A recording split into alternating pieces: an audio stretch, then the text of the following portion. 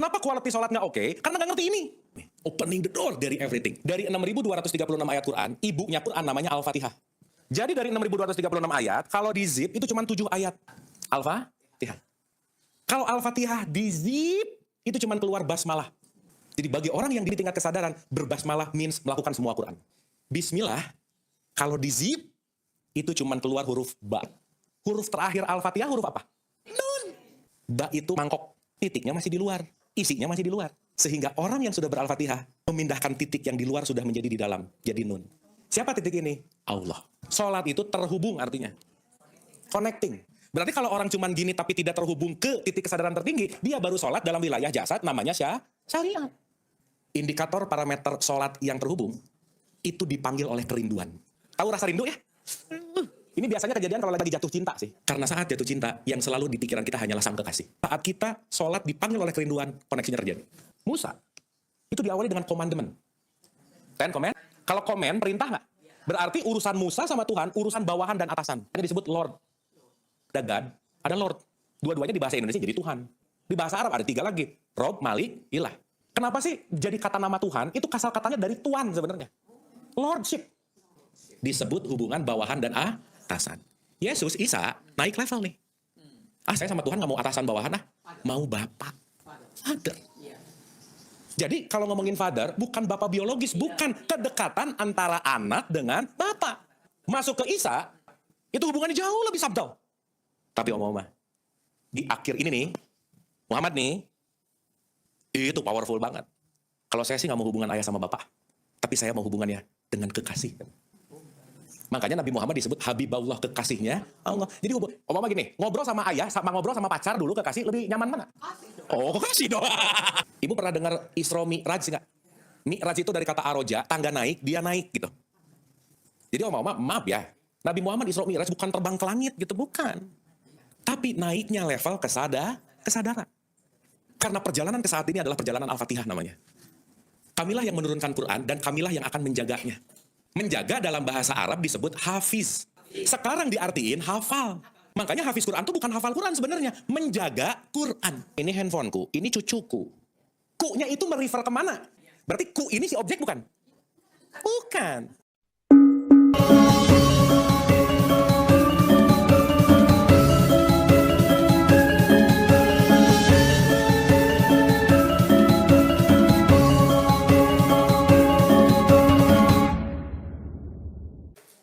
A'udzubillahi minasyaitonirrajim. Bismillahirrahmanirrahim. Robbi a'udzubika min hamazati sayatin wa a'udzubika robbi ayahdurun.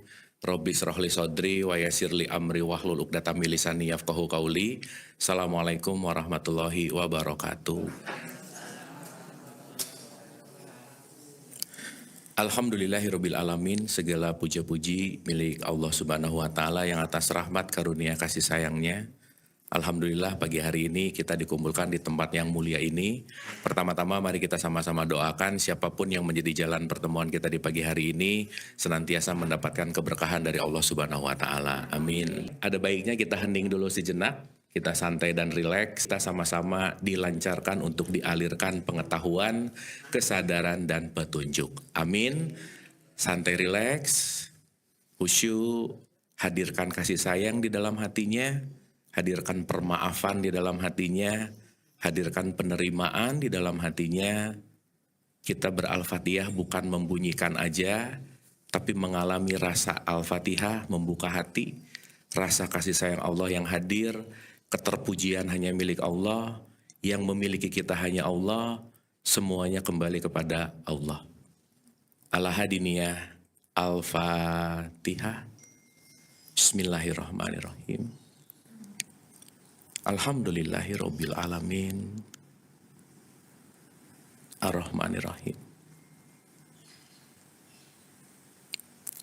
Maliki yaumiddin. Iyyaka na'budu wa iyyaka nasta'in. Ihdinas siratal mustaqim.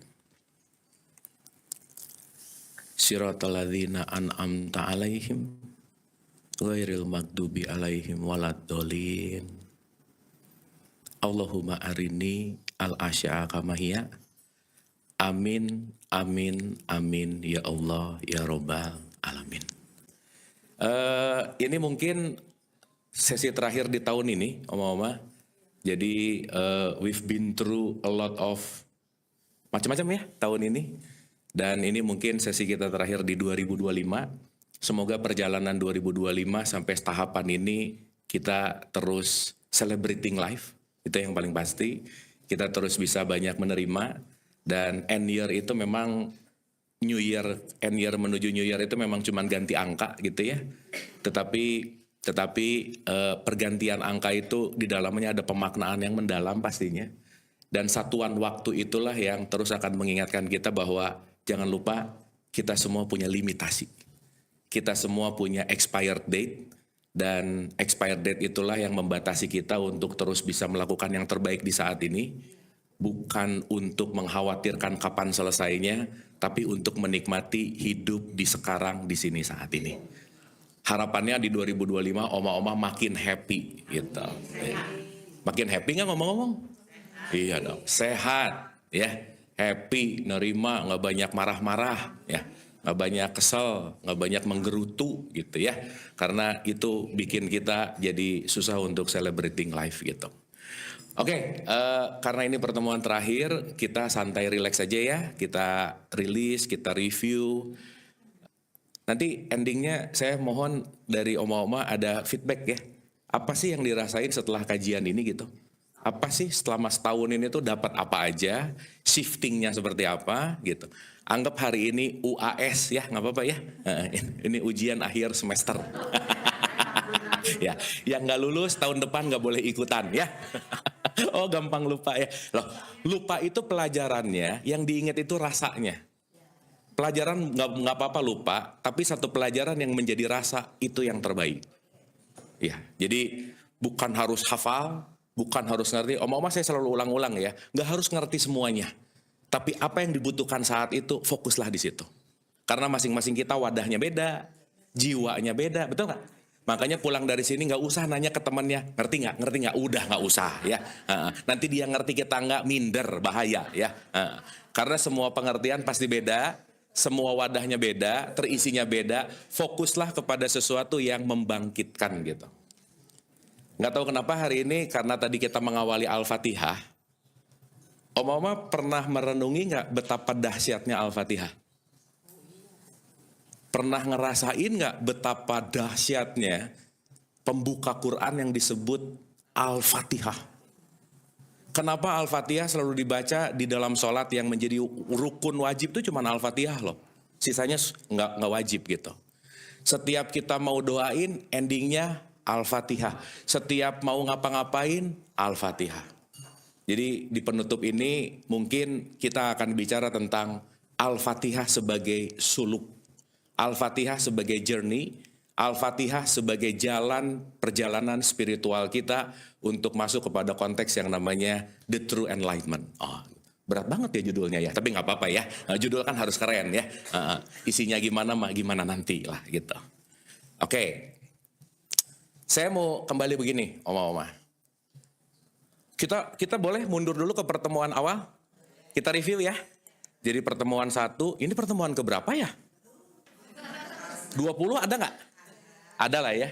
Ya, 20 kurang dikit lah, alhamdulillah ya. At least kalau setiap bulan 1 kali, ini pertemuan ke-12. Itu mulai tahun berapa ya? 2 tahun lalu ya? Oh iya ya. Udah 2 tahun ya? Alhamdulillah.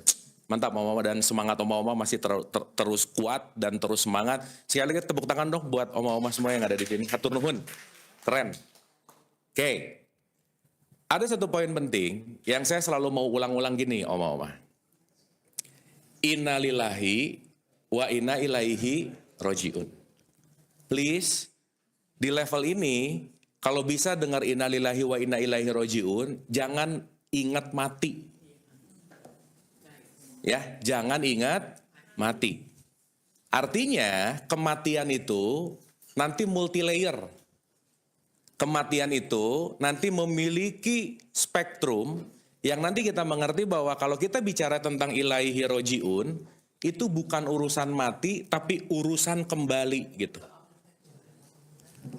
Ya, urusan ilaihi roji'un, ingat ini baik-baik, bukan urusan mati tapi urusan kembali. Sampai sini oke? Sampai sini oke? Berarti pertanyaannya, kalau ilaihi rojiun itu nunggu selesai dulu nggak? Nunggu mati fisiknya dulu nggak? Enggak dong. Karena dalam perspektif konvensional, ilaihi rojiun itu rutenya gini, hidup, mati, pulang. Ya, ilaihi rojiun. Jadi mati itu adalah jalan untuk pulang. Betul nggak? Ya, karena banyak orang mikir, ketemu Allah mah nanti aja udah mati. Betul? Rugi dong. Bagaimana kita akan menikmati Allah setelah mati, sementara Allah bisa kita hadirkan dan Allah bisa kita temui detik ini. Betul nggak? Sehingga ilaihi rojiun, sekali lagi, gak ada kaitannya sebetulnya sama nunggu mati baru pulang gitu. Sampai sini oke Oma? Oke? Kok jadi diam-diam gini? Ini oke nggak ini? Ya, awas ya dengar mati jangan takut, janganlah ya. Masa? Udahlah gitu. Iya. Kan mati pasti nggak? Mending ditakuti, mending diterima. Nah gitu. Iya. Karena rumusnya semakin takut mati, semakin sulit menikmati hidup. Fix. Ya, ketakutan. Dan omong-omong jangan lupa ya, kita takut mati bukan karena matinya. Karena dongeng tentang mati. Betul nggak? Dongeng mati, nanti setelah mati akan ada jembatan seperti rambut dibelah 7. Betul? Ya, jatuh dikit zut ke neraka. Di neraka nanti ada yang ngegunting. Betul nggak? Iya. Yang ngomongnya aja belum pernah. Betul nggak? Iya. Terus yang ngomongnya belum pernah, oma-oma percaya lagi. Iya, ya nggak ada yang salah sih. Semuanya proses pembelajaran. Makanya kenapa Nabi Muhammad sampai mengeluarkan satu statement hadis, orang yang paling cerdas adalah orang yang sering mengingat mati. Orang yang paling cerdas adalah orang yang sering mengingat mati. Kenapa coba? Sok saya mau nanya, kenapa? Yes. Karena kalau kita ingat akan mati, kita ingat bahwa kita ini punya limitasi. That's it. Oma-oma maaf ya, banyak orang berpikir, alah mati mah nanti tenang aja. Jadi menunda-nunda nggak? Iya. Ini dulu zaman waktu saya kecil, ceramah yang diulang-ulang, tobat itu nanti kalau udah tua, kalau muda senang-senang aja. Gitu. Jadi mudanya hura-hura, ya, tuanya bahagia, mati masuk surga. Gitu tuh. Iya. Ideal banget gitu. Tapi ya nggak gitu juga kali ya. Dalam artian bahwa konteks yang namanya ilaihi rojiun tidak mengenal tua atau muda. Karena kita udah bahas ya bahwa nanti itu nggak ada oma-oma. Nanti itu tipuan psikologis. Betul nggak? Kapan coba nanti? Iya, ada nggak? Jam 1, yakin nggak kita masih ada? Belum tentu. Berarti jam 1 ilusi nggak? Jam 7 pagi? Udah lewat. Nanti belum tentu, yang udah lewat juga udah lewat. Betul? Berarti kalau ngomongin hidup kapan? Ini. Dan saat kita banyak lepas dan kabur dari saat ini, disitulah terjadi yang namanya penderitaan. Maka suffering itu datang entah dari masa depan atau dari masa lalu. Selesai. That's only suffering. Penderitaan itu begitu mundur, aduh ya, tahu gitu dulu. Nah, tahu gitu mulu hidupnya. Atau belum kejadian, aduh nanti gimana ya? Ini Indonesia 2045 gimana? Masih lama. Udah, ayo. Betul nggak? Sehingga kita terlalu banyak ada di tempat ilusif, di tempat yang tidak nyata, tapi yang jelas-jelas nyata, sulit disyukuri, sulit diterima. Betul nggak? Aduh jadi rada serius gini kita ngomongnya om-om ya. Udah jangan serius-serius ah. Ya. Oke, nah kenapa saya mau memulai ini? Karena perjalanan ke saat ini adalah perjalanan Al-Fatihah namanya. Semoga after ini oma-oma begitu ber-Al-Fatihah, punya different feeling. Punya different kind of taste. Jadi sholatnya tuh lebih makna Al-Fatihahnya tuh lebih gitu. Kenapa? Karena orang yang cuman membunyikan dan orang yang mengalami itu dua hal yang berbeda. Sok punten ya, saya mau nanya, oma-oma kalau sholat banyak bunyi Al-Fatihah atau banyak merasakan Al-Fatihah, yang mana? Bunyi. Dihafal. Jadi sibuk sama hafalan. Betul nggak? Saat sibuk sama hafalan, khusyuknya nggak dapat. Makanya begitu Allahu Akbar, ini rokaat 2, rokaat 3 ya? Ada gitu nggak? Iya, yang lebih parah Allahu Akbar, ini asar apa maghrib ya? Wah, udah selesai. Oh belum. Jangan tuh ya. Kalau udah asar apa maghrib, waduh udahlah ya. Mending segera cek ke psikolog ya. Udah itu poinnya. Oke sampai sini? Dapat ya? Yuk, let's get start oma-oma. Satu. Inna lillahi wa inna ilaihi rojiun. Kamu semua itu adalah percikanku. Kita semua ini adalah percikannya Allah. Oke? Dalam bahasa Quran, percikan itu namanya ruh. Dalam bahasa kekinian, ruh ini sering disebut super consciousness, kesadaran. Sampai sini oke? Berarti semua penderitaan karena kita selalu mengidentifikasikan sesuatu dengan diri kita. We identified anything with self. Merasa bahwa aku itu adalah itu, aku ini adalah itu, aku ini adalah itu. Padahal itu semua bukan aku. Bingung nggak? Nah gini, pelan-pelan. Ya, kenapa jadi pengen ngomong ini ya? Tapi ya udahlah ya oma-oma ya. Pokoknya kita ngalir-ngalir aja ya, pelan-pelan. Kan udah 2 tahun atuh ya, masa kita ngomonginnya halal haram mulu gitu ya. Saya mau kuliah ya, S2 malah ya. Premis awalnya kita adalah percikan yang diberikan kendaraan. Contoh. Kalau orang naik mobil, kendaraan itu kira-kira menjadi primer atau sekunder? Orangnya yang primer atau mobilnya yang primer? Orangnya dong. Gini. Pak Prabowo lagi naik mobil RI1. Ada pas pampres nggak di sekitarnya? Nah, nih ya, ini gambaran yang sangat-sangat. Oma-oma saya tuh nggak jago gambar, jadi tolong anggap aja ini gambarnya bagus ya. Nah, ini mobil. Bagus nggak? Oh sip, bagus. Aduh pengertian sekali oma-oma ya. Ini mobil. Di dalamnya ada Pak Prabowo. Di luar si titik-titik ini ada pas pampres. Lah, ada mobil. Isinya Pak Presiden. Sekelilingnya pas pampres. Sekarang saya mau nanya. Kira-kira pas pampres ini melindungi mobil atau melindungi Prabowo? Nah gitu. Berarti ketika pas pampres ini di dalamnya ada presiden, bukan mobilnya yang dia lindungi, tapi isi di dalam mobilnya. Jadi oma-oma kenapa di surat 15 ayat 9 ada kata-kata gini.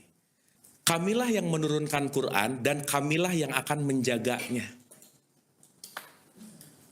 Menjaga dalam bahasa Arab disebut hafiz. Apa? Sekarang diartiin hafal. Iya. Makanya hafiz Quran itu bukan hafal Quran sebenarnya. Menjaga Quran. Loh, orang hafal pasti ngerti isinya nggak? Belum tentu. Orang hafal pasti menjaga kualitasnya nggak? Belum tentu. Nah, sekarang saya tanya. Maaf nih. Kalau dianalogikan tadi sebagai percikannya Tuhan, primernya ini adalah ruh, di mana ruh pasti satu paket sama Quran. Berarti oma-oma, dalam kesejatian kita udah ada Quran nggak kira-kira? Maka Saat Allah melindungi tubuh fisik kita, sebenarnya Allah lagi melindungi isinya. Otomatis mobilnya dilindungi sama Tuhan. Ulang sekali lagi. Pelan-pelan ya, pelan-pelan. Sekarang si Pas Pampres sebenarnya mau melindungi Pak Presiden. Betul? Tapi sekaligus berarti mobilnya dilindungi juga nggak? Tapi primernya bukan mobilnya. Yang di dalamnya. Karena guardnya itu adalah aku melindungi yang di dalam. Jadi maksud saya Oma, kalau kita Qurani yang dijaga sama Tuhan tuh Quran yang di sini. Kalau kita merawat Quran, otomatis Allah merawat Qurannya juga. Dan otomatis Allah merawat kemasannya juga gitu. Itulah yang namanya hafiz. Oke sampai sini? Paham ya? Paham ya? Berarti pertanyaannya, kalau ini adalah percikannya, mobil ini Pak Prabowo bukan? Bukan, mobilnya. Betul nggak? Sehingga mobilnya ini, kendaraannya ini, namanya adalah jasad, gitu kira-kira.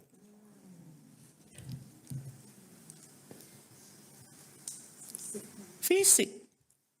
Jadi maaf ya Oma-Oma ya, ini yang usia-usia 70, 80, mobilnya aja sih. Nah, sebenarnya isinya mungkin 25 sih. Soalnya masih pada kelihatan senang masih dugem ya, nggak apa-apa ya. Iya, dugem itu duduk gempor ya, Oma duduk sampai gempor gitu. Kalau kata orang Sunda gempor-gempor ya gitulah. Oke sampai sini? Sip ya? Paham ya? Sekarang pertanyaan berikutnya, misal, saat kita tidak menyadari bahwa jasad itu adalah kendaraan, bisa nggak kita menyangka bahwa jasad itu adalah aku? Bisa nggak? Bisa. Banget. Bahwa jasad ini hanyalah kendaraan bagi sang aku. Ini tuh cuman mobilnya. Sekarang saya tanya, yang menentukan arah mobilnya atau sopirnya? Jadi kalau mobil nabrak lampu merah, yang salah mobilnya atau pengemudinya? Nah, pengemudinya mabuk. Oke, sampai sini? Berarti pertanyaannya, kemana arah mobil ini tergantung kesadaran pengemudinya. Karena kita adalah pengemudinya bukan mobilnya. Termasuk gelar nggak? Gelar tuh mobil, bukan aku. Termasuk jabatan. Itu kendaraan. Semuanya yang namanya identitas itu hanyalah kendaraan aku untuk kembali. Cuman di perjalanan kendaraannya dituhankan. Lupa pulang. Menuhankan harta, menuhankan anak, menuhankan jabatan. Lupa kalau itu kendaraan aku pulang bukan tujuan.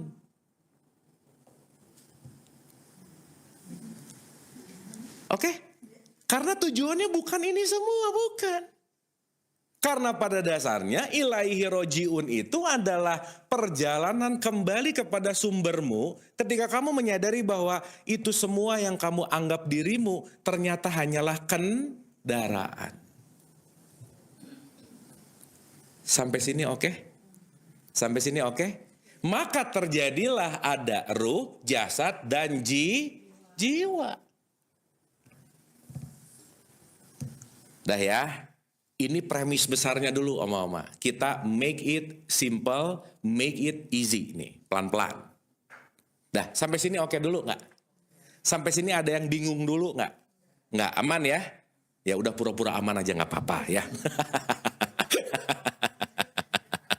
Oke. Nah, sekarang kalau gitu, bagian luar diri kita itu namanya jasad. Tapi ternyata kita ini hanya jasad nggak? Enggak. Maka yang terlihat ini sering disebut namanya adalah syariat. Esensinya namanya hakikat. Berarti ada aku syariat, ada aku hakikat. Kira-kira porsi aku syariat dan aku hakikat yang lebih besar yang mana? Gini, oma-oma kalau ngelihat orang, yang terlihat itu syariatnya atau hakikatnya? Nah, kira-kira porsi syariat besar atau kecil? Contoh.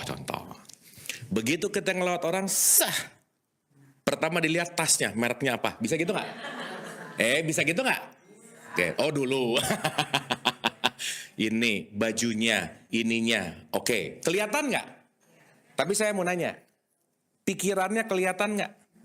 Perasaannya, emosinya, niatnya, sudut pandangnya, memorinya? Enggak. Jadi yang hakikat sebetulnya lebih banyak nggak? Iya, artinya apa? Yang kelihatan jasad itu cuma 1%, 99% ini berbicara tentang yang namanya hakikat. Maksud saya, sadarilah begitu kita ngelihat siapapun, kita nggak tahu apa-apa sebenarnya. Betul? Contoh. Maaf ya oma-oma ya, ini kalau orang rada terlalu emosinya nggak terlalu stabil, begitu lagi jalan, ada orang di sebelah kanan, ada gini, langsung di sini, kayaknya lagi ngomongin gua deh, gitu. Jadi prasangka nggak? Jadi prasangka nggak? Iya, padahal yang kita lihat langsung pakai dua mata ini, rata-rata hanya berbicara dalam konteks yang namanya syariat. Fisik. Contoh. Ini ada air. Kemasannya syariat atau hakikat? Kemasannya, botol ini, syariat atau hakikat? Syariat. Hakikatnya? Oma-oma beli ini, pengen botolnya, pengen airnya. Kalau haus, nyari merek, nyari air. Nah, yang melegakan dahaga, mereknya atau airnya? Nah sekarang orang ribut sama merek, padahal yang lagi dicari air gitu. Betul nggak? Yes. Oh nanti sok di Desember akan ada pertanyaan yang udah berpuluh-puluh tahun diulang-ulang. Boleh nggak sih ngucapin selamat Natal sama orang yang Kristen gitu misalnya? Iya, bosan banget gitu pertanyaannya gitu-gitu mulu. Betul nggak? Karena perbedaan simbol, perbedaan nama, itu hanya perbedaan apa? Syariat. Ngomong-ngomong hakikatnya itu juga nggak? Sip, mantap. Apa aja? Contoh. Kalau kita ngelihat tubuh, yang mewujud menjadi tubuh, yang terlihat menjadi tubuh, itu adalah sesuatu yang terlihat langsung oleh kedua mata kita. Itu namanya syariat. Physical. Oke? Kenapa? Oh enggak, itu kan syariat. Hakikat dalamannya. Berarti maaf, akhlak itu pada syariat, pada hakikat? Hakikat. Sekarang saya tanya, penilaian Allah itu dari sholat 5 waktunya atau setelah sholat berakhlak baik? Berarti penilaian Allah bukan hanya di wilayah syariat, tetapi di dalam Berarti kalau syariatnya sering dilakukan tapi hakikatnya nggak upgrade, value-nya naik nggak kira-kira? Nah gitu. Ini oma-oma kita ngaji syariat apa hakikat? Syariat banget. Selesai ngaji, kontemplasi, jadilah hakikat, jiwanya berakhlak lebih baik. Oke? Sip? Oke nggak ini? Oke. Paham ya? Oke. Supaya kita tuh lebih ngerti gitu bahwa maaf ya, yang menua itu syariat apa hakikat?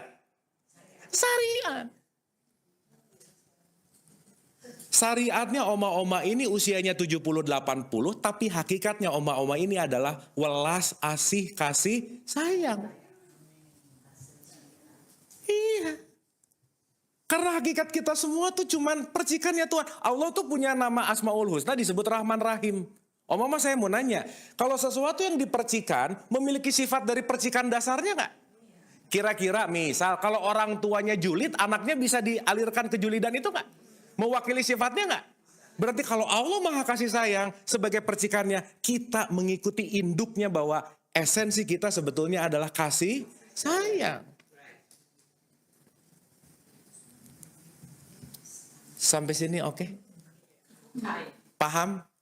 Tapi sekarang yang jadi permasalahan besar, yang langsung kelihatan itu bukan hakikatnya, syariatnya. Makanya ada orang sholat gini-gini, berantem. Salah, yang benar gini, enggak gini. Betul nggak? Ada begitu, Allahu Akbar, ke sini. Salah, yang benar di sini. Enggak, yang benar di sini. Ini syariat bukan? Iya. Lucu loh, syariat yang 1%, diributinnya 99%. Bu, sekedar mengingatkan kerudungnya kurang 1 senti turun gitu. Ribet banget. Betul nggak? Karena itu semuanya hanyalah wilayah syariat. Bukan meniadakan, tetapi mengerti porsi bahwa konteks kita bukan hanya kendaraannya, tapi juga isinya. Sampai sini dapat ya? Dapat ya? Nah, berarti satu, ada tubuh, ada jiwa itu isinya pikiran, perasaan, emosi, dan ada kesadaran. Udah, cuma ada 3 aja. Pikiran, perasaan, emosi. Jadi boleh nggak kalau saya ngomong gini, kita semua adalah hakikat yang lagi tertutup oleh tubuh. Boleh nggak ngomong gitu? Boleh. Berarti dasar esensi yang ada di dalam oma-oma ini semua dan yang ada di dalam semua, hakikatnya datang dari sumber yang sama nggak? Kalau ngerti ini, akan less konflik pasti hidupnya. Nggak berantem. Kenapa? Begitu ngelihat, oh bukan masalah mereknya. Merek itu 1%, tapi isinya dia dan isinya saya sumbernya sama. Mau di situ pakai salib kek, mau di situ pakai kuning-kuning kek, mau di sini pakai merah-merah kek. Itu semua hanyalah perbedaan syariat. Makanya di surat 22 ayat 67 dikatakan, masing-masing umat memiliki syariatnya masing-masing. Yang kata Allah, kamu gak usah pusing sama syariat orang, karena kenapa? Pasti beda. Sampai sini oke? Sampai sini oke? Nah, saya mau kasih diagram sekarang. Bismillah ya, pelan-pelan. Pelan-pelan. Duh, punten nih ya, kita agak dalam dikit nggak apa-apa ya. Supaya nanti di titik tengah begitu puff, wah, kita nanti akan ngerti. Karena nanti kita akan ngerti kenapa Al-Fatihah begitu powerful gitu. Ya, oke. Bismillah ya, pelan-pelan. Berarti kalau dibikinin diagram gini nih, semakin kita ke atas, semakin kita menuju ke titik yang sama. Ibu pernah dengar Isra Mi'raj nggak? Mi'raj itu dari kata aroja, tangga naik, dia naik gitu.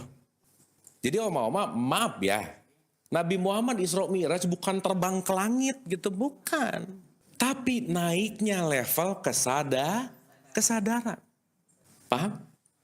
Sehingga level kesadarannya sampai level puncak.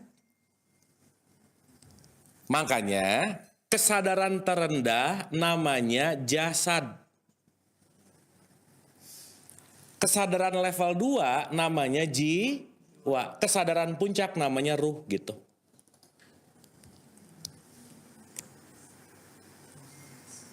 Ya, pelan-pelan nih, pelan-pelan. Berarti perjalanan gini, semakin ke bawah itu namanya bumi, oma-oma. Semakin ke atas namanya langit. Coba saya mau nanya dulu ah. Kalau saya ngomong langit, nunjuknya kemana? Awan itu mah. Nah, langit itu sesuatu yang unlimited, nggak ada batasnya. The limit. Yes. Berarti kan no limit ya? No limit. Sekarang saya mau nanya, maaf nih ya. Ini kalau orang ingat mati pasti ngerti ini. Oma-oma kalau ngelihat langit warnanya apa? Enggak. Biru itu limitasi mata kita bisa ngelihat. Betul nggak? Itulah kenapa oma-oma yang namanya panca indera itu sangat-sangat fragile. Duh, fragile itu apa ya? Rapuh. That's it. Rapuh. Rentan. Jadi kalau ngelihat kejauhan nih, tar dulu. Karena kita sedang menyaksikan dan mendengarkan dengan sesuatu yang dalam tanda petik memiliki limitasi. Ini nih kalau spidol ini saya masukin ke air, jadi bengkok nggak? Kelihatannya bengkok, kan ada pembiasan. Betul nggak? Padahal spidolnya bengkok nggak? Berarti oma-oma kita banyak ketipu nggak sama ilusi ini? Nah, gitu maksudnya. Jadi maksud saya oma-oma, dalam mempelajari ini, skill yang perlu tumbuh adalah nomor 1, less judgment, turuni tingkat menilai. Kenapa taksiran nilai kita ditaksir oleh sesuatu yang limited? Don't judge, that's it. Makanya ada kata-kata, don't judge book by cover. Betul ya? Yes. Nabi Isa itu Pak Abu yang paling itu ini point your finger. Yes. Yes. That's it. Betul. Makanya kalau kita mulai ngerti ini, punten ya, punten bisa mohon maaf. Kita banyak ketipu sama panca indera nggak? Iya. Dengar-dengar belum tentu benar, ngambak. Tahu nggak kamu diomongin? Jangan-jangan yang ngomongnya juga salah dengar, bisa nggak? Udah benci. Makanya oma-oma maaf ya, jangan percaya sama omongan orang sebelum mengalami langsung, udah gitu aja. Setuju nggak? Terutama omongan saya, please jangan dipercaya.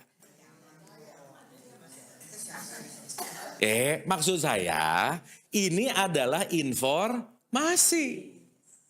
Dan ini mau benar atau enggak, ini mau nyata atau tidak, dari informasi ini, semua dialami langsung. Oke? Paham ya? Nah, ada nahnya. Semakin membumi, semakin menjasad, itu namanya semakin mendunia.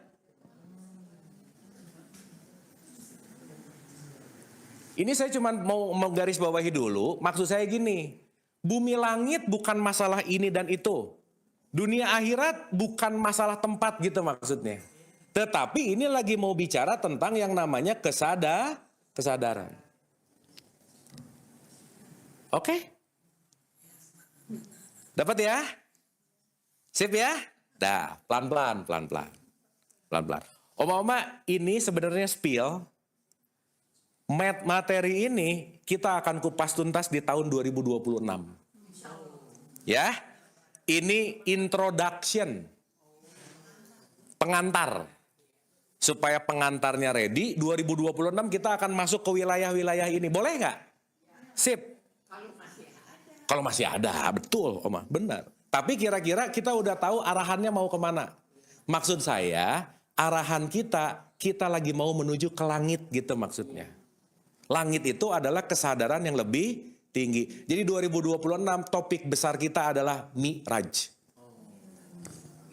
Naik ke kesadaran yang lebih tinggi. Oke? Nah, udah ya oma-oma ya, ini pemanasan. Baru kita mulai. Bismillah. Dah. Pertanyaan. Pelan-pelan ya, pelan-pelan. Di antara jasad, jiwa, dan ruh, yang sejati diriku yang mana? Di antara jasad, jiwa, dan ruh, yang sejatinya percikan Allah yang mana? Ya, berarti percikannya Allah adalah fitrah, adalah diriku yang sejati. Jadi aku yang sejati itu jasad bukan? Bukan. Gini. Saya kalau beli spidol, kalau spidol ini masih ada di toko, spidolku bukan. Bukan. Kenapa? Belum dibeli. Nah, kecuali ngaku. Kecuali. Ya, saya pergi ke toko, Pak, beli spidol. Oke, beli. Berarti spidol ini jadi spidolnya siapa? Spidolku. Udah dibayar atau Bu? Chris bayar dia juga. Bagus pertanyaannya ya. Gitu. Oke? Berarti ada spidol, ada ku. Paham? Ada botol, ada ku. Maka botol menjadi botol milikku. Oke? Oke? Ada kursi milikku. Paham ya? Nah, sekarang saya mau nanya. Nih, pelan-pelan. Waktu oma-oma ngomong ini handphoneku, ini cucuku. Ku-nya itu merefer kemana? Nah kan kalau referring itu kan dia mau menunjuk kepada siapa? Ini kalau saya beli spidolku, refernya si Abu gitu kan kira-kira kan? Nah sekarang saya tanya. Saat kita memiliki sesuatu, selalu ada ngomong ku-nya nggak kira-kira? Berarti ada objek, ada ku-nya. Betul nggak? Berarti ku ini si objek bukan? Bukan. Ulang. Oma-oma maaf ini rada pusing nggak apa-apa ya. Nah, kan nanti makan siangnya agak banyak aja nggak apa-apa ya. Dah. Ya ini introduction soalnya. Punten nih. Once kita ngerti ini, kita nanti naik ke langit gitu. Quote and quote ya. Karena nanti puncak titik tertingginya langit namanya Sidratil Muntaha gitu. Makanya Nabi Muhammad naik ke Sidratil Muntaha bukan tubuh fisiknya, bukan. Tapi kesadaran naik, pelan-pelan ya, pelan-pelan. Supaya nanti after ini ngerti bahwa, oh itu bukan aku yang sejati gitu. Ya, pelan-pelan. Ulang ya. Saya beli spidol, jadi spidolku nggak? Spidol aku bukan? Bukan. Kan spidol ini. Betul? Ibu-ibu bisa memiliki, tapi apa yang dimiliki nggak bisa menjadi dirimu. Betul? Oke? Berarti yang membuat hidup ini berat adalah rasa kepemilikan. Makanya nanti Malikiyau Midin. Saat rasa kepemilikannya masih banyak, saat rasa kepemilikannya masih tinggi, fix pasti takut mati. Udah. Kenapa? Karena secara psikologikal, orang yang takut mati adalah orang yang takut meninggalkan ini semua. Oma-oma, kalau di curhat-curhat pagi-pagi saya punya acara ya. Ada yang curhat gini, aduh Kang, nanti kalau aku mati suami aku gimana? Lah, mati mikirin suami. Kalau dia nanti nikah lagi gimana ya? Lah, kan udah jadi mayat juga ya gitu. Bener nggak ini? Oh, bagus Bu ya. Harusnya saya jawab, kalau aku mati suami gimana? Bawa aja ya. Benar Bang. Iya, untuk membuktikan kata-kata waktu dulu sepas akad nikah, kita cinta sehidup, semati, pret gitu ya.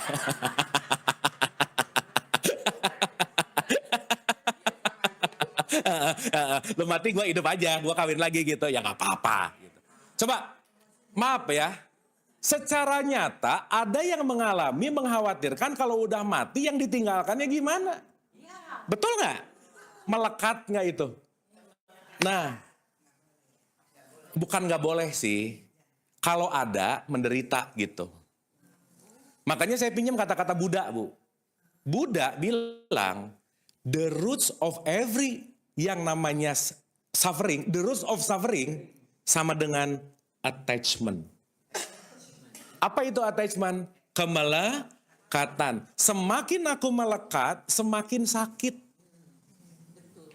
Semakin aku merasa memiliki, semakin sakit. Meskipun rasanya memiliki itu gini. Contoh Oma-oma. Duh ini tipis banget. Maaf ya. Karena kalimat bahwa orang ngomong I love you. Itu di belakangnya sebenarnya niatnya bukan love you sih. I attach to you. Contoh. Cinta dan kemelekatan itu dua hal yang tipis, Oma. Maaf ya.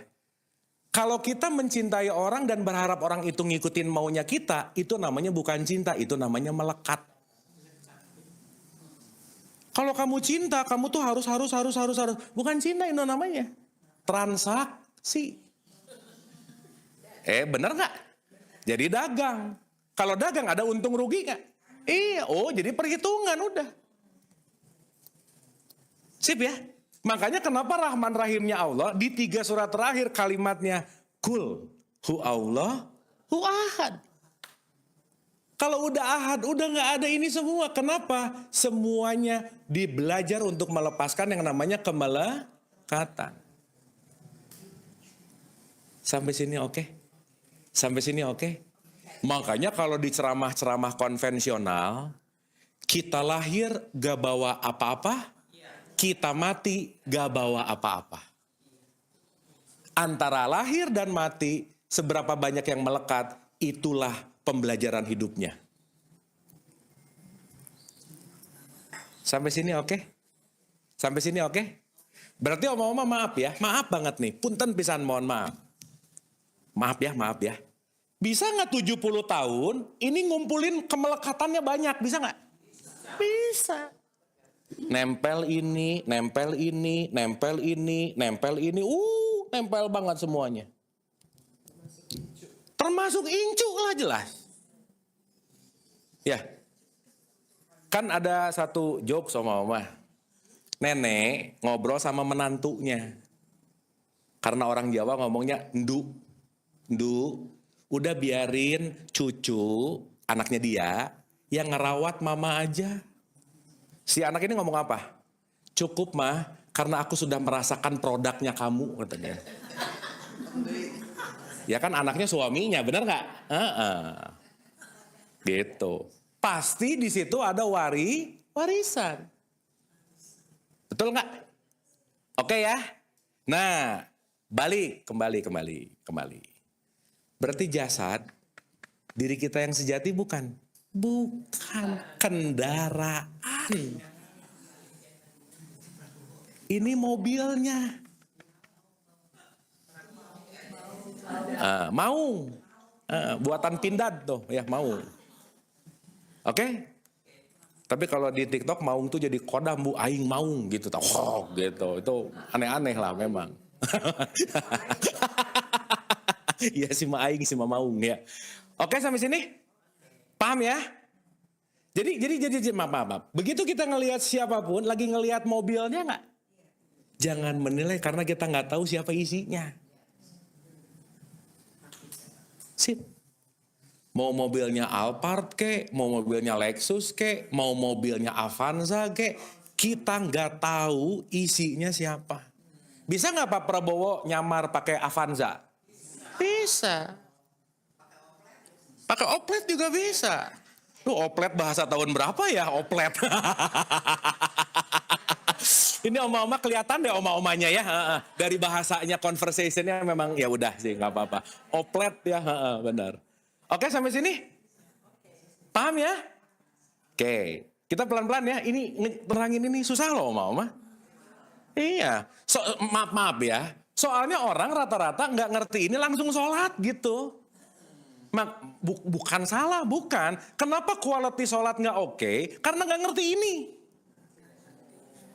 Al-Fatihahnya asbun gitu. Asal apal, asal bunyi. Makanya sholatnya cepat. Kalau ditanya, kenapa sholat cepat? Udah apal. Bagus, atau ya apal gitu.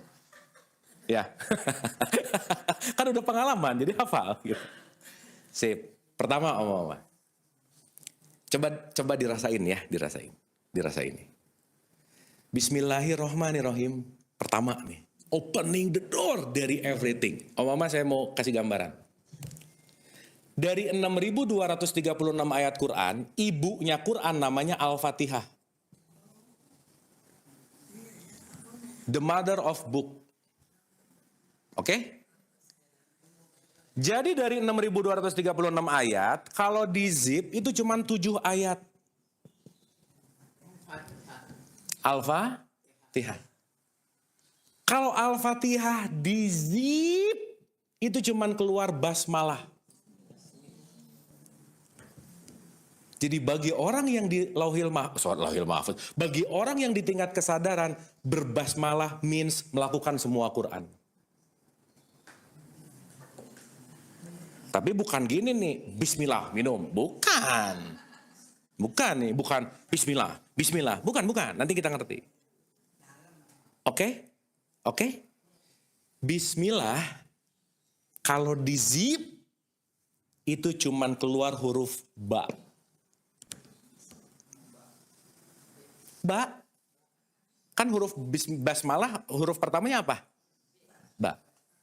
Sekarang saya tanya, huruf terakhir Al-Fatihah huruf apa? Waladho. Ih, oma-oma suka Al-Fatihah nggak sih? Coba ya. Bismillahirrahmanirrahim. Oh ya. Nah berarti teh apal ini mah ya. Sok. Bismillahirrahmanirrahim. Alhamdulillah. Ar-Rahmanirrahim. Mali. Terus? Iya karena budua iya karena stain. Ihdina siratal ladzina an'amta alaihim ghairil maghdubi alaihim walad dolin.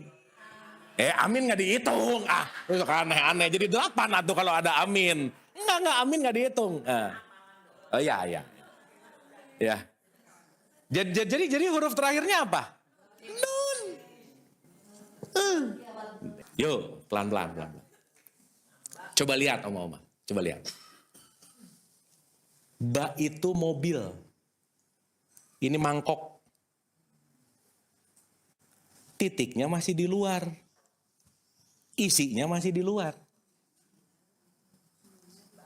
Ya. Sehingga orang yang sudah ber-Al-Fatihah memindahkan titik yang di luar sudah menjadi di dalam. Jadi nun. Siapa titik ini? Allah.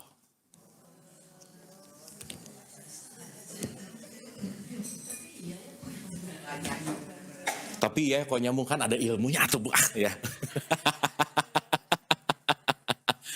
Paham nggak? Berarti ber-Al-Fatihah itu kenapa super duper powerful means once kita ber-Al-Fatihah dari titik jasad, wadah yang membiarkan jasad ini diisi oleh pemiliknya gitu. Paham mama? Sampai sini oke? Oke? Jadi Al-Fatihah powerful nggak? Super kalau ngerti ini. Berarti ketika kita sholat, yuk ulang ya. Allah. Gini ya, sebelum sholat apa dulu oma-oma?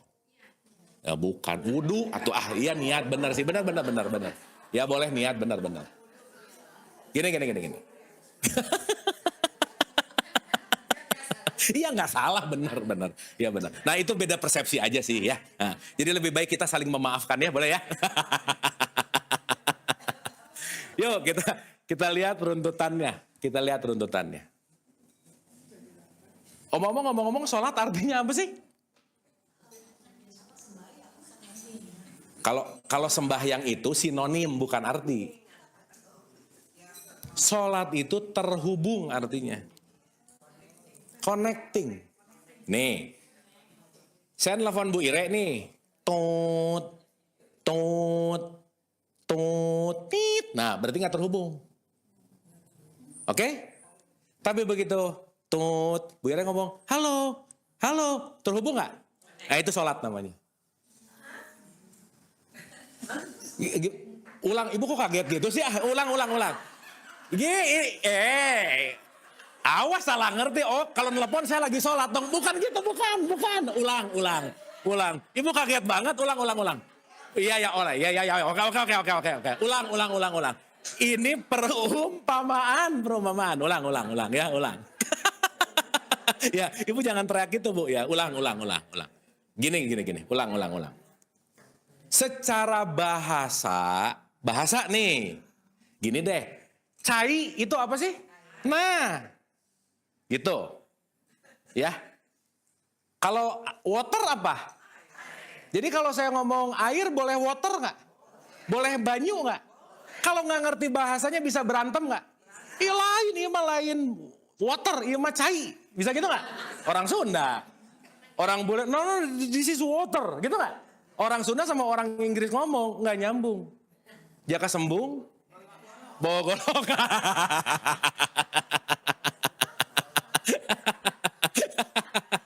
Ya, paham? Nah, jadi ini dengerin ini baik-baik ya. Awas nih, jangan salah ngerti. Secara bahasa, sholat means connecting. Jadi omong-omong maaf ya, orang yang rajin gini, itu namanya syariat sholat. Paham ya?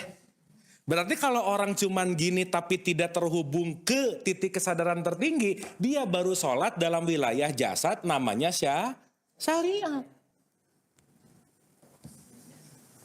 Berarti jiwanya nggak terlibat. Kesadarannya nggak terlibat. Akhirnya dia sholat cuman menggugurkan kewajiban. Makanya sholat tanpa jiwa yang terhubung namanya yoga. Senam, olahraga, bagus sih, tapi buat raga aja. Sok, saya mau nanya. Kalau orang yang sholatnya benar, kira-kira jiwanya semakin tentram nggak? Kalau orang jiwanya tentram, kira-kira cenderung ngegosip nggak? Berarti kalau abis orang sholat tetap ngegosip, jiwanya tentram nggak? Namanya mabuk. Makanya janganlah kamu sholat dalam keadaan mabuk. Betul nggak? Jadi kira-kira kalau sholatnya Allahu Akbar, rokaat 2, rokaat 3, ini lagi apa dia? Gitu. Bukan. Ya mabuk sama pikun gimana ya? Beda sih. Kalau pikun itu by force. Iya. Nggak ingat. Paham ya? Ini oke ini? Punten pisan mohon maaf, yang rata-rata dilakukan kira-kira sholat yang terhubung atau sholat yang hanya tubuh? Rata-rata. Ya udah ngaku-ngaku aja lah udah ya. Cuman gini-gini. Makanya buru-buru. Dan gak sadar, begitu nyuruh ke anak cucunya, cuman ini yang diwariskan. Kok kamu belum sholat sih? Kenapa? Belum ngelihat ini. Jadi patok duga, benchmarknya, kalau orang gini baru sholat. Oke? Padahal hakikatnya bukan ininya, terhubung. Oma-oma saya bisa nelpon semua orang, kalau nggak diangkat bisa ngobrol nggak? Nah ya, buat apa? Kasaran kata gini loh oma-oma, orang yang sholat lagi ngobrol sama Tuhan, udah gitu. Connecting. Sekarang saya tanya, ilahi rojiun Allah, dekat apa jauh? Allah itu dekat apa jauh? Dekat atau dekat banget? Berarti kita lagi mau terhubung sama yang paling dekat nggak? Siapa orang yang paling dekat sama oma-oma? Orang ini mah orang, kok Allah.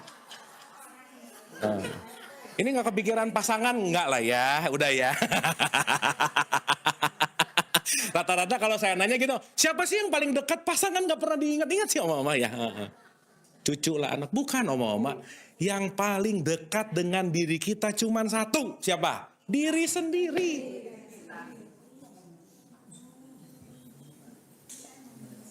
Oke. Sip. Berarti kalau yang paling dekat adalah diri sendiri, percikannya juga ada di situ nggak? Berarti sholat lagi keluar atau lagi ke dalam? Nah gitu. So kalau saya tanya, kalau sholat oma-oma banyak keluarnya nggak? Allahu Akbar. Aduh Pim, gimana nih Pim? Gancit. Aduh. Ya.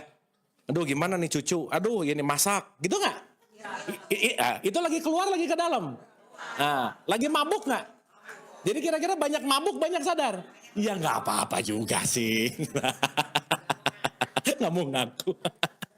Paham ya? Mantap. Om-om abis ini ya, once kita ngerti Al-Fatihah ini, nanti om-om rasain sholatnya deh. Sholatnya itu bukan karena harus gitu. Om-om ya, nih, indikator parameter sholat yang terhubung, itu dipanggil oleh kerinduan. Om-om pernah kangen nggak? Rindu nggak? Pernah? Tahu rasa rindu ya? Ini biasanya kejadian kalau lagi jatuh cinta sih. Tapi mungkin udah lama ya nggak apa-apa sih. Ya udah aja ya. Mungkin ya nggak apa-apa sih. Om-om maaf ya. Ada satu murid tasawuf datang ke Syekh. Si murid ngomong gini, Syekh, saya mau belajar tasawuf. Tahu nggak pertanyaan si Syekhnya apa? Satu pertanyaannya. Kamu udah pernah jatuh cinta belum?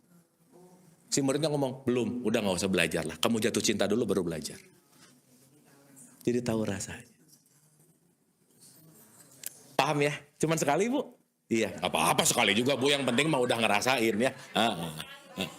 Oh bohong ya. Aduh ini kalau dilanjutin gawat nih ya. Jadi curhat lagi ya. Ada yang sekali, 2 kali gak apa-apa ya.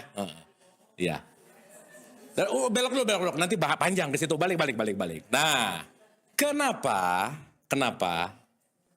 Karena saat jatuh cinta, yang selalu di pikiran kita hanyalah sang kekasih. Mau makan, ingat dia. Lagi ngapain, ingat dia. Sesuai dengan lagu. Betul nggak? Itulah refleksi dari konteks Ibnu Arabi ketika kita bicara dalam konteks apapun, saat kita sholat dipanggil oleh kerinduan, koneksinya terjadi. Karena sejatinya saat kita rindu kepada kekasih, esensi dari kekasih itu kan Allah gitu. Betul nggak? Karena tanpa sadar yang menimbulkan rasa kasih itu Allah sendiri. Cuman memawujud jadi pasangan, jadi kekasih gitu. Makanya kalau belum jatuh cinta nggak akan ketemu Tuhan. Quote and quote ya. Paham ya maksud saya ya? Karena nanti ngerti, ya ampun. Makanya oma-oma, setiap siapapun yang kita cintai itu adalah jembatan untuk mengerti esensi cinta yang sejati itu Tuhan gitu. Melalui dia dulu. Jadi posesifnya pasti ada dulu. Melekatnya pasti ada dulu. Tapi nanti akan mengajarkan bahwa the true love itu namanya divine love. Bukan romantic lagi gitu. Divine.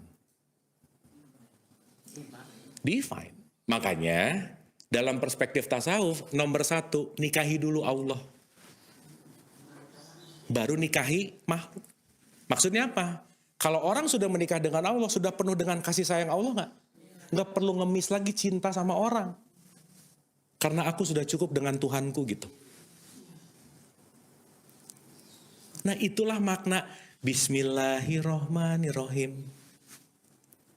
Saat ada kerinduan, yang dipanggil oleh welas asih terdalam, yang dipanggil oleh kedalaman cinta yang paling dalam, itu nggak bisa oma-oma, itu dorongan yang kuat ketika sholat, bukan karena harus, tapi aku rindu gitu. Karena hanya atas dasar rindu semua yang dilakukan ikhlas pasti. Quote and quote ya. Artinya apa? Ikhlas di sini melakukannya bukan karena transaksi, tapi menunaikan rindu gitu. Bukan ritual, that's it. Tetapi spiritual. Gitu. Makanya oma-oma kalau ngelihat dari refleksi Nabi Muhammad ya, lihat deh.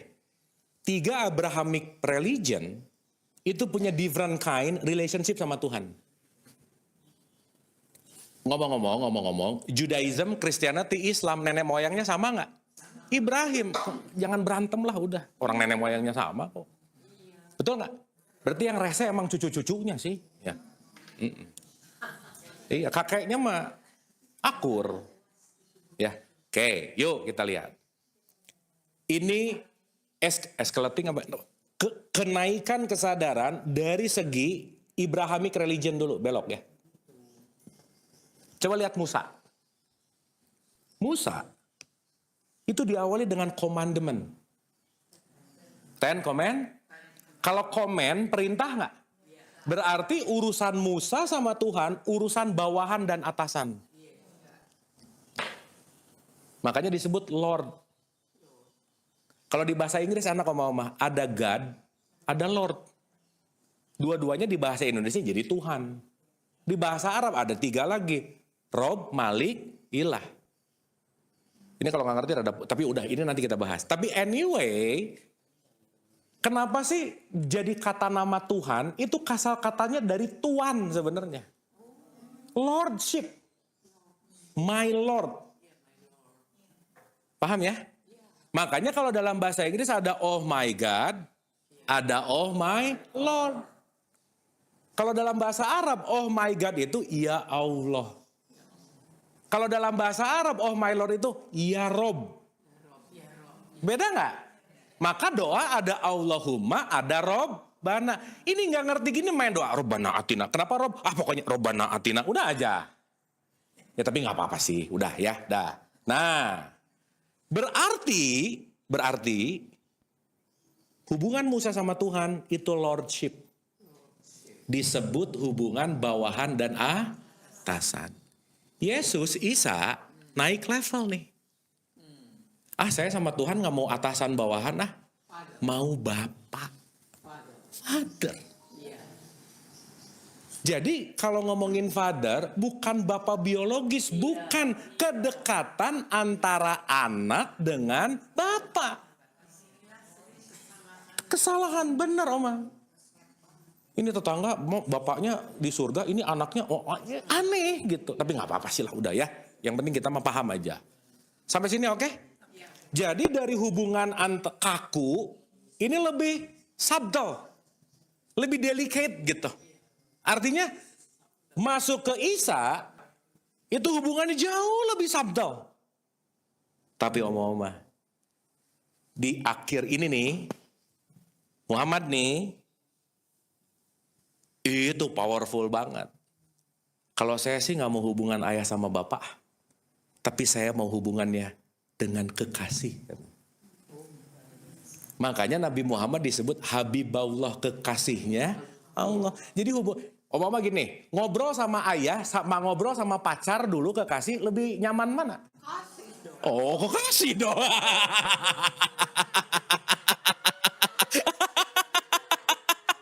Iya, mantap. Iya. Itu tahun berapa ya? Yang mengaku yang paling muda ya. Betul ya Oma ya? Oma yang punya pengalaman banyak, kekasih, nice, betul nggak? Iya. Iya. Berarti lebih intimate nggak? Iya. Itulah kenapa. Ini kayaknya kita perlu bahas topik pernikahan deh ya. Oh udah lewat. Perlu waktu 3 jam. Ya, nggak apa-apa ya kita sambil memori-memori ke situ gitu. Nah, maksud saya konteksnya saat begitu kenapa sih penyempurnaan itu, ingat ya Oma, bukan menegasikan yang sebelumnya, bukan. Bukan merendahkan yang sebelumnya, bukan. Ingat loh, Quran itu menyempurnakan. Menyempurnakan tuh gimana ya? Melampaui kepada hakikat gitu. Bukan yang lain yang nggak beres, bukan. Paham ya? Nah, disitulah kenapa diawali dengan kata satu, Allah, surrender. Surrender nih. Segimanapun, saya selalu ulang-ulang gini Oma. Kalau alam semesta raya yang observable-nya itu baru 4%, kita tahu ya, alam semesta baru diketahui oleh peneliti itu baru 4% dari entire universe. 4%. Jadi gambarannya gini Oma.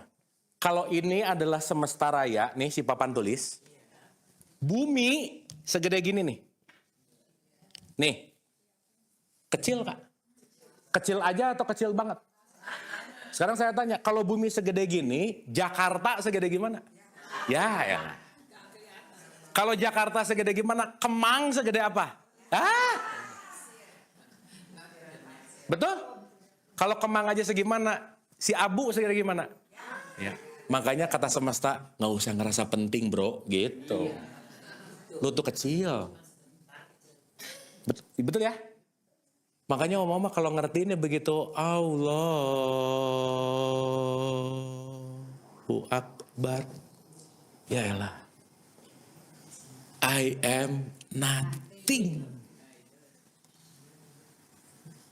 Di situnya aja udah gak ada kita gitu. Mana Abu? Mana gelar SEMBA-nya? Gak penting. Gak usah dari aku deh kata Allah. Nih bandingin aja sama ciptaan aku yang namanya semesta. Kamu apa sih? Gitu kira-kira. Kira-kira saat kita ngerti saat kita ngerti di starting point yang nomor 1 ini, kita menyadari bahwa begitu Allah lepas gak semua mama? Ngelepas jabatan, ngelepas harta, ngelepas kepintaran, ngelepas untuk satu, I am nothing. Lepas. Makanya sebetulnya kalau kita mau pakai dalam satu perspektif, begitu Allahu Akbar sebetulnya ke sini sih. Karena nanti di sini ada cakra jantung, disitulah nanti Al-Fatihah terjadi gitu. Makanya nanti kita bahas kenapa menyentuh dada itu sangat signifikan untuk kita masuk ke ruang kesadaran. Nanti kita paham. Ya, yuk pelan-pelan. Pertama, untuk ngerti nothingness harus ngelepasin semua pemikiran dulu nggak? Konsep nggak? Apa yang kita dengar nggak? Lepasin apa yang kita lihat nggak? Itu namanya wudhu. Lepasin tadi ngedengar apa? Lepas. Lihat apa? Tas merek, lepas. Pengen, lepas. Diskon, lepas. Gitu. Omongan, lepas. Chatting, lepas. Langkah, lepas. Dilepas dulu nggak semuanya? Baru bisa ngerti I am nothing. Kebayang nggak mama? Dari wudhunya nggak ngerti, gimana mau mi'raj coba? Dan yang paling pertama kita dipanggil nggak? Allahu Akbar gitu. Pendengaran dengar dulu nggak? Sinyal, zeb.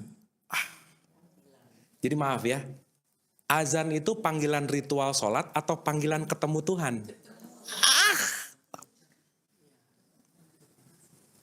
Itu jadwal meeting, oma-oma. Kan cuma ngasih tau, alah ini meeting mulu proyek lah, kapan ketemu saya? Allahu Akbar. Anyway, nanti kita akan ngeliatin dalam perspektif yang besar gitu. Tetapi maksudnya, saat kita nggak punya me time, waktu untuk aku dan Tuhan, gimana mau terconnecting? Kerennya di tradisi Islam, waktu me time-nya disediain sehari 5 kali. Minimal, bener. Tapi yang menarik karena nggak ngerti perjalanan suluk ini, nggak ngerti perjalanan mi'raj ini, yang 5 kali jadi hanya kebiasaan ritual. Kan sayang ya. Contoh, coba kebayangin nggak oma-oma? Subuh nggak dapat khusyuknya, nanti ada zuhur. Zuhur nggak dapat, nanti ada asar. Asar lewat, nanti ada maghrib. Maghrib lewat, nanti ada isya. Gak apa-apa, nambah qobla. Sholat sebelum dan sesudah sholat rawatib. Ba'da dan qobla. Enggak juga, nambah tahajud. Enggak juga, nambah duha. Masih enggak juga, buset dah ngapain aja sih gitu.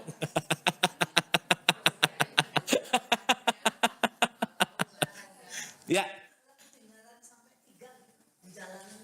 Maksudnya gimana, Bu? Kan bisa dikodo dan dikosor. Lah kan nanti kalau misalnya asar sama duhur sama asar bareng. Maghrib sama isya bareng. Kan ibu di jalan bisa sholat. Kan bisa tayamum. Iya. Gini. Gini loh, oma-oma gini ya, ulang nih. Sekarang saya tanya, kalau orang nggak bisa sholat berdiri, duduk boleh nggak? Duduk nggak bisa, boleh bobok nggak? Satu. Dimudahkan nggak dalam fikih, bisa dikodo dan dikosor? Sekarang saya tanya, berarti pemudahan itu semua esensinya bukan masalah ininya, gitu loh. Tapi kita punya kedisiplinan untuk punya me time ketemu Tuhan, gitu kira-kira. Makanya di perjalanan boleh sholatnya. Sekarang saya tanya, oma-oma lagi naik pesawat? Ya. Bisa dong. Iya kan balik lagi kalau udah ngerti di level-level ini kan nggak terlalu gitulah. Gini. Punten ya, punten. Ini ada agak-agak ribet sih. Kalau kita mau bawa ribet jadi ribet sih memang. Tapi kalau kita mau ngelihat dari segi hakikatnya, at some point begini. Di pesawat, sholat dong. Tahu kiblat nggak? Enggak. Oh di pesawat sholatnya kiblatnya ini. Misal, betul nggak? Jadi kadang-kadang terlalu ribet dengan hukum-hukum yang nggak terlalu esensial, jadi nggak sholat misalnya. Jadi nggak terhubung gitu misal. Bukan masalah melalaikan, bukan. Tapi dalam urgent condition itu dimudahkan gitu. Gitu Bu. Makanya nanti ada di surat 20 ayat 2. Di situ ada kata-kata litasko dalam bahasa Arab. Litasko itu mean aku mudahkan. Bukan aku persulit, bukan. Ma'angzalna alaikal qur'ana litasko, itu surat 20 ayat 2. Dimudahkan. Karena pada dasarnya bukan hanya dalam wilayah yang namanya ritual, bukan hanya dalam syariat. Oke? Jadi bismillah artinya apa? Nothingness. Apa itu nothingness? Menyadari bahwa gini, ulang. Azan oke? Reminder. Lepas nih wudhu. Qomat lagi. Iftitah itu pemanasan. Aduh, omah kalau dari iftitah aja udah ada kata-kata gini. Inna sholati wanu suki wa mayaya wa mamati lillahi robil. Pokoknya ya Allah belongs to you. That's it. Nah yuk gini bukan di sana ya, ini mah gampangannya aja. Gitu. Itu udah lepas tuh. Baru kalau udah iftitah mulai sadar si nothingness tadi. Allah, identitas lepas, jabatan lepas, ke nenek-nenekannya lepas, ke cucu-cucuannya lepas, ke apa, lepas. Banyak nggak? Makanya perhatiin deh, kalau orang rada-rada khusyuk dalamnya, gininya lama banget nih. Allah. Lepas.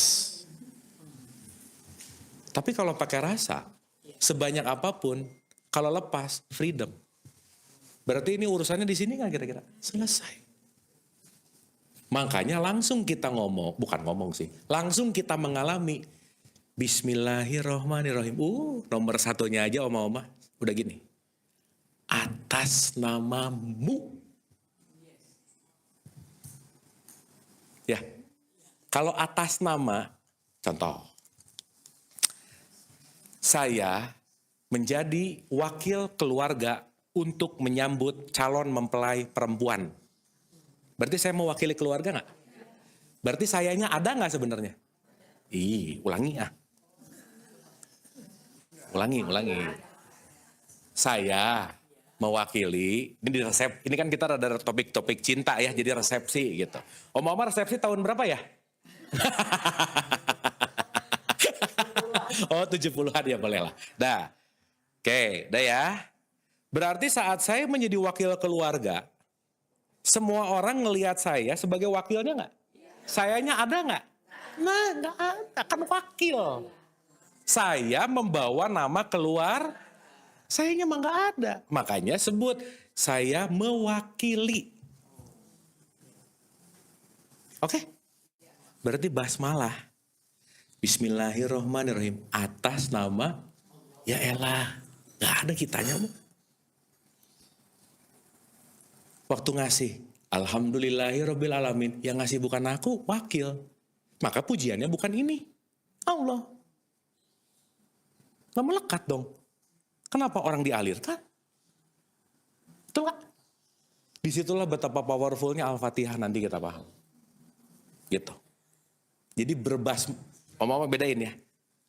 Gini, mengucapkan basmalah dan berbasmalah itu dua hal yang berbeda. Jadi belum tentu orang yang tiap hari bismillah. Tapi melekat terus. Tapi saat memberikan sadar bahwa ini hanyalah wakil. Contoh, Ada orang lapar di pinggir jalan ngomong, doa. Ya Allah, saya belum sarapan. Ini udah jam 11 malam ceritanya. Ya Allah, di mana engkau? Dari pagi nih. Ya Om ini kejadian nyata sih. Saya punya kegiatan namanya berbagi nasi. Saya tuh sering banget di pinggir jalan ketemu orang yang jam 11 malam itu baru sarapan pagi buat dia. Wah, so many sekali sih.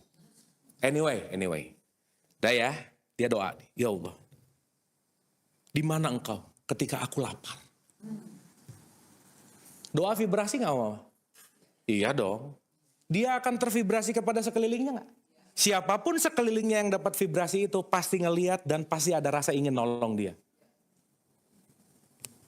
Kan gak mungkin nasi bungkus datang dari langit. Betul gak? Melalui wakilnya yang mendapatkan vibrasi, yang berbasmalah. Begitu lihat, bismillahirrahmanirrahim. Ada rasa, beli nasi, kasih ke dia. Sejatinya makanan ini dari Allah gak? Melalui, kita masalah aja lah udah. Tapi begitu ngasih, si ini ketemu temennya. Setan keluar, ngomong, kalau nggak ada gua mati gitu. Nah, mulai sombong lagi. Paham nggak maksud saya? Dapat ya? Nah, jadi oma-oma, betapa powerfulnya Al-Fatihah. Once nanti kita paham ini agak lebih dalam, mudah-mudahan sholat kita bukan karena wajib, tapi karena rindu. Oke, oma-oma, semoga 2025 great season. Ya kan ini terakhir kan? Semoga 2025 bukan masalah banyaknya, tetapi pertumbuhan sih. Growth-nya oke gitu. Dan yang paling penting oma-oma tetap sehat dan bahagia. Kita doa sebentar boleh? Al-Hadiniyah, Al-Fatihah. Auzubillah.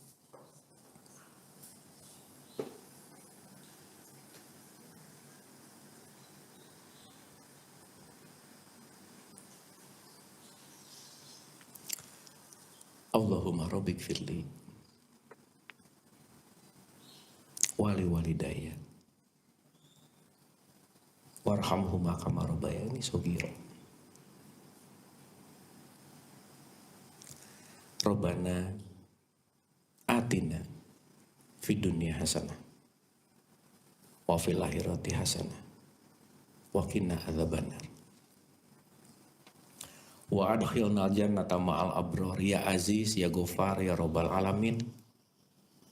Subhana rabbika rabbil izzati amma yasifun wa salamun ala mursalin walhamdulillahi rabbil alamin.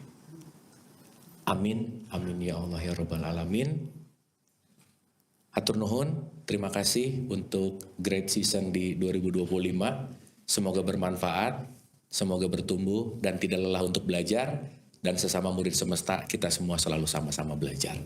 Sekali lagi senantiasa oma-oma sehat-sehat dan selalu bahagia. Wabillahi taufiq wal hidayah. Assalamualaikum warahmatullahi wabarakatuh. Boleh tepuk tangan buat kita semua. Hatur nuhun.